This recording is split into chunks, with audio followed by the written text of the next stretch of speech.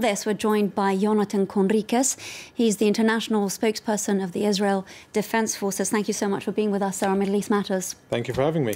First of all, I'd like to discuss with you U.S. reports that Israel helped Washington in the operation that led to the killing of General Qassem Soleimani. Talk us through the extent of Israel's role. The IDF had no role. This was an American-executed operation.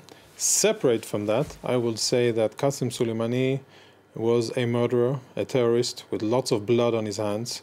First of all, Iranian, but Lebanese, Syrian, Iraqi, and Yemenite blood. From our perspective, he was a menace. He was a threat to regional stability. And in that sense, in that very narrow, specific sense, the killing of Qassem Soleimani was a good thing. Now, you just mentioned that this was an US-led operation, of course, but so you're denying reports that the Americans were provided with very key intelligence details from the Israelis, including the schedule of Qassem Soleimani. What I'm saying is that the IDF had no involvement in the killing of Qassem Soleimani. Just so we're clear, no information provided from the Israelis. So, correct. Again, reports circulating that Benjamin Netanyahu, the Israeli Prime Minister, was the only leader in the region to have been aware of this operation, you would? Well, in general, I can say, not to leave you without an answer, the level of coordination and cooperation between the US Armed Forces and the IDF, or the Israeli Defense Establishment, is of the highest quality. We value American But not in this particular mission? No, not in this particular mission. So we know that, and you mentioned, you alluded to this earlier, that Soleimani has potentially been on a hit list from the Israelis for some time now. Of course, I have a comment here from Yossi Cohen, the head of Israel's Mossad, last October, saying, very openly speaking about his assassination, saying he knows very well that his assassination is not impossible.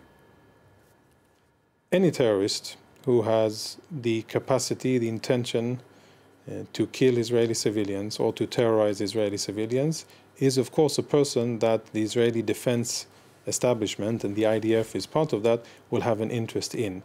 As regards to those comments, again, you'll have to refer to them, but I can say that it's important, from our point of view, that each and every terrorist that acts against Israel, plans against Israel, and I think Qassem Soleimani was perhaps one of the most notorious and murderous terrorists that we have faced.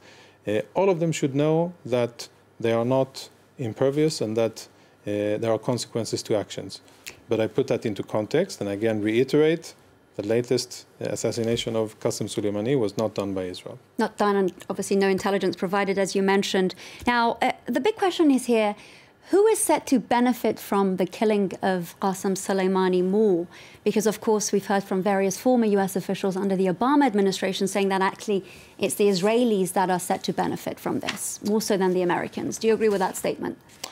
No, it's very political. I can say from a military perspective, looking at the intelligence and looking at the scope of Qassem Soleimani's involvement, Yemen, Iran, Iraq, Syria, and of course Lebanon, Hezbollah. All of these places were areas of instability that were made unstable, and tensions were exacerbated by Qassem Soleimani and the Quds Force. So I think what you said before is a very cynical description of events.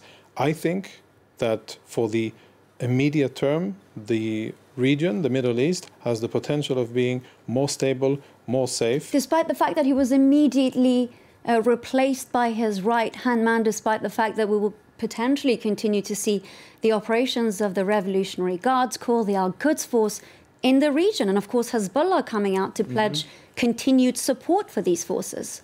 Which is very unfortunate. This may be... Were you expecting otherwise with the killing of Soleimani? No, of course not. What we were expecting is for the very dangerous and negative agenda of Iran to continue.